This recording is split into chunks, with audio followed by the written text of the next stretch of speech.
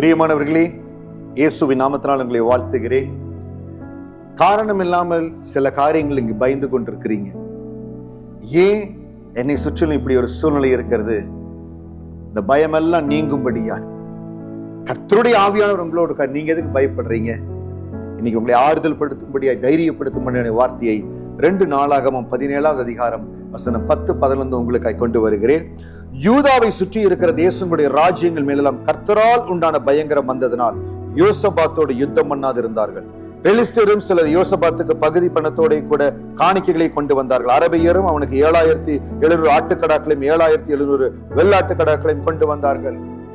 யோசபாத் ஆண்டவருடைய பிரசன்னத்தில் இருக்கும்படியாய், தேவனை அண்டிக் கொள்ளும்படியாய், அதே அதிகாரத்துல 3வது வசனம் சொல்லுகிறது, கர்த்தர் யோசபாத்தோடு இருந்தார்.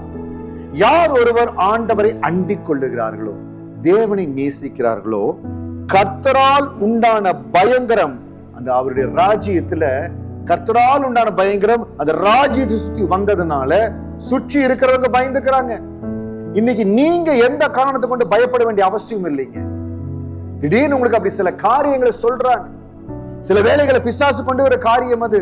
சில காரியங்களை சொல்ல வைத்து உங்களுக்குள்ள ஒரு விசுவாசத்தை குறைக்கும்படியா நீங்க சொல்லணும், கர்த்தர் என்னோடு இருக்கிறார், கர்த்தரால் உண்டான பயங்கரம் அவர்களை நிரப்பு.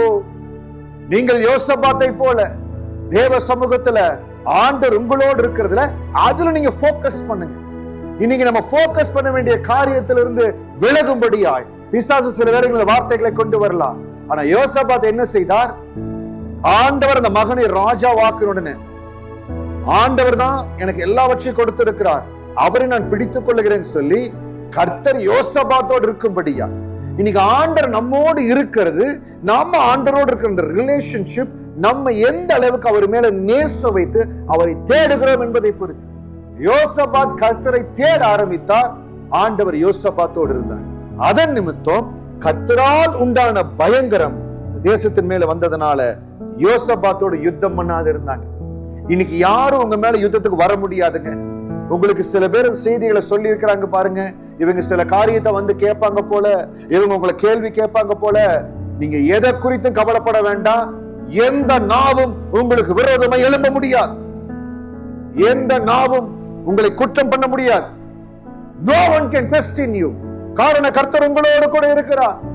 தேவன் உங்களோடு கூட இருந்து உங்களோடு இருக்கிறத நிரூபிக்கும்படியாய் பாருங்க. எந்த இடத்திலிருந்து கேள்விகள் வரும் என்று சொல்லி நீங்க இருதயத்துல தயக்கத்தோடு இருக்கிறீங்களோ அவர்கள் வரவே முடியாது. காரணம் கர்த்தரால் உண்டான பயங்கரம் அவர்களை சந்திக்க போகுது. தைரியமா சொல்லுங்க, யூதாவை சுற்றி இருக்கிற தேசங்களுடைய ராஜ்யங்கள் மேல் கர்த்தரால் உண்டான பயங்கரம் வந்தது. என்னோடு இருக்கிற ஆண்டவர் என்னை சுற்றிலும் அவருடைய வல்லமையை வழங்க செய்கிறார். ஒரு நாவும் எனக்கு விரோதமா எழுத முடியாது. தைரியமா சொல்லுங்க, யாரும் உங்களுக்கு விரோதமா வர முடியாது, யாரும் உங்களை கேள்வி கேட்க முடியாது. நம்ம ஆண்டவரோடு அவரோடு இருக்கிற அந்த உறவுல, தேவனை நேசிக்கிற நேசத்துல, ஏசப்பாவுக்கு பிரியமான மகனா மகளா இருந்தா உங்களை யாரும் தொட முடியாதுங்க. 26 ஆண்டு தேவனோடு நடக்கிற இந்த வாழ்க்கையில தெரிந்து கொண்ட கர்த்தர் உங்களோடு கூட இருந்து விட்டார். எந்த சூழ்ச்சியும் உங்களை மேற்கொள்ள முடியாது, எந்த வல்லமையும் உங்களை மேற்கொள்ள முடியாது. கர்த்தரால் உண்டாகிற பயங்கரம் உங்களை சுற்றி இருக்கும். தைரியமா இருங்க. எந்த வார்த்தையும் உங்களை சோர்ந்து போக பண்ண வேண்டாம். உங்க விசுவாசத்தை குறைக்க வேண்டாம். கர்த்தரால் உண்டான பயங்கரம் உங்களை சுற்றி இருக்கிறவங்க மேல வரப்போகுது. யாரும் உங்களை தேடி வரப்போறது இல்ல. சில பேர் உங்களுக்கு சொல்லி இருக்கிறாங்க, உங்களை வந்து கேட்க போறாங்க, உங்களோட யுத்தம் பண்ண வர போறாங்க, உங்களோட சில காரியங்களை கேட்க போறாங்க. தைரியமா சொல்லுங்க, 2 நாளாகமம் 17:10 படி கர்த்தரால் உண்டான பயங்கரம் என்ன சுற்றில் இருக்கிறது, யார் என்னை நெருங்க முடியாது. கர்த்தருடைய ஆவியானவர் என்னோடு இருக்கிறார், பெரிய காரியங்களை செய்வார்.